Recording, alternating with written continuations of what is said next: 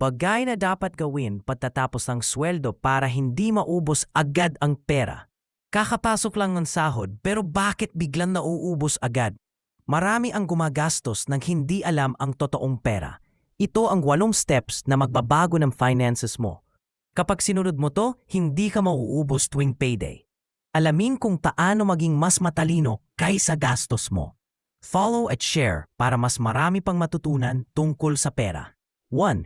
Hanapin ang financial baseline mo. Listahin lahat ng buwanang gastos mo ng malinaw. Huwag umasa sa mental accounting dahil nakakaloko yan.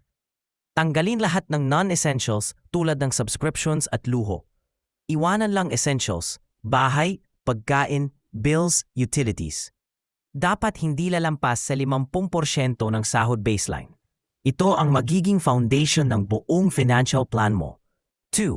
Buuin ang emergency fund. Mag-ipon ng 6 na buwan ng baseline expenses mo. Ito ang safety net kapag may aksidente o pagkawala ng trabaho. Iwas utang at iwas panik kapag may biglaang gastusin. Dapat, hindi ito ginagalaw para sa luho o treat. Kapag may pera kang naka-standby, mas payapa ang isip mo. Emergency fund equals freedom at peace of mind sa buhay mo. 3. Bayarin ang high-interest debt. Unahin ang credit cards, payday loans, at mataas na interest. Mas mabilis itong kumain ng sahod kaysa iniisip mo.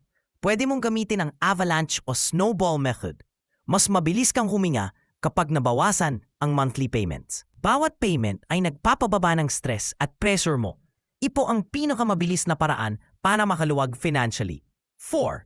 Simulan ang pag-invest ng adaga.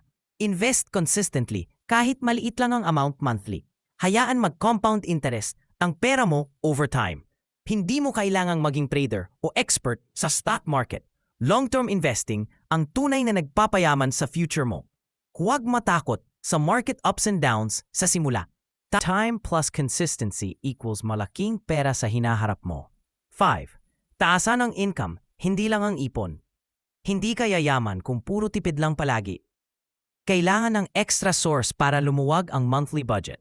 Start with freelancing, online skills, or small side gigs. Maliit sa simula pero lalaki kapag consistent ka lang. More income equals mas mabilis maabot ang financial goals mo. Mas madali ang buhay kapag multiple streams na ang pera mo. 6. Maglagay ng system sa paggastos. Hindi pwedeng feelings-based ang pera. Dapat may malinaw rules. Gamitin ang spend jar para sa wants mo buwan-buwan. Kapag naubos, stop, walang dagdag kahit may temptation. Habit na ito ang magbabawas ng impulse spending sa'yo. Mas predictable ang pera kapag may structure ka sa spending. Hindi ka magigising na biglang ubos ang sahod mo. 7. Maging allergic sa utang na wants lang. Kung hindi kailangan pang kabuhayan, huwag kang mangutang. Utang sa wants ang pinakamabilis sumira sa financial future mo. Big purchases, ipon muna bago swipe ng credit card. I-avoid mo ang stress, interest at guilt bawat buwan. Mas peaceful ang buhay kapag mababa ang financial liabilities mo. Freedom comes from saying no sa unnecessary utang.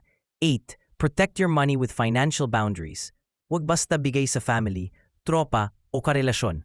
May limit dapat kahit gaano mo sila kamahal. Boundaries protect you from burnout at money drain. Hindi ka selfish, responsable ka lang sa future mo. Say no kung kaya naman nilang mag-handle mag-isa. Money grows kapag hindi mo na hinahayaan ma-drain ng iba.